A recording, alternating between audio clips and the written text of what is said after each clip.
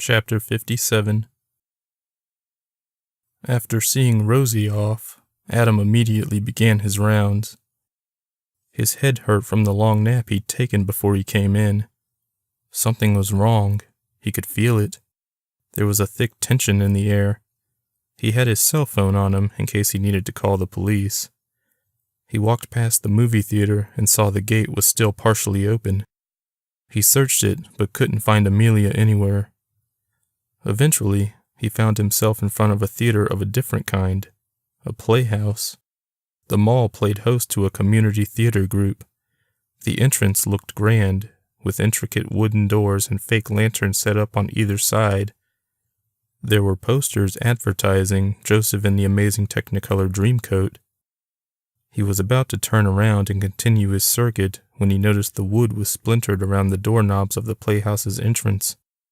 He pulled the door open and shined his flashlight inside.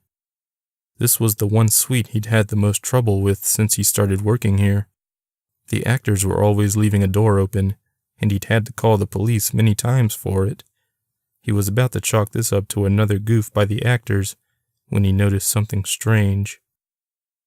He turned off the flashlight once he realized it wasn't needed. There were candles everywhere in the small lobby. There was another set of double doors in front of him, so he opened them. A fairly large stage loomed ahead, lit by even more candles.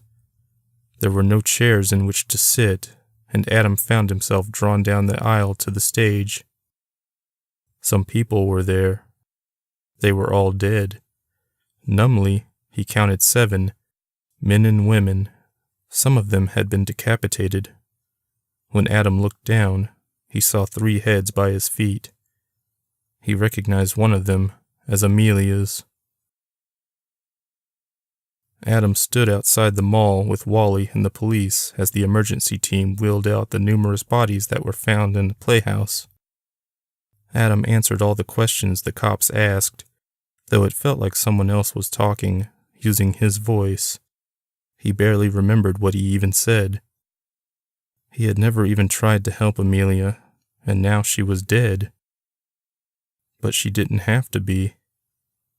Adam suddenly thought of something he could do, something he had to do, that would fix this. But he had to get to Tabard's house before she found out what happened here. If she knew, she might not let him go back. He drove to Cleburne as fast as he could. Since it was late, the freeway was blessedly free of traffic. He got to her house around 3 a.m., wondering if Tabard would even let him travel. He didn't have an appointment, and she had been pretty strict about that. She answered the door after a solid minute of knocking. "What are you doing here?" she asked. "I need to go back one more time. It's an emergency." She studied him for a moment. "Why are you so hopped up? You on drugs?" "No, I just forgot to do something in the past. I wanted to bury some toys so that I could dig them up now. I tried finding them online, but they're, like, nearly $1,000. That's not against the rules, is it?" He'd come up with the lie on the spot and was quite proud of himself. "I guess not," Tabard said as she backed up to allow him in. "The bathroom is free." "Thanks."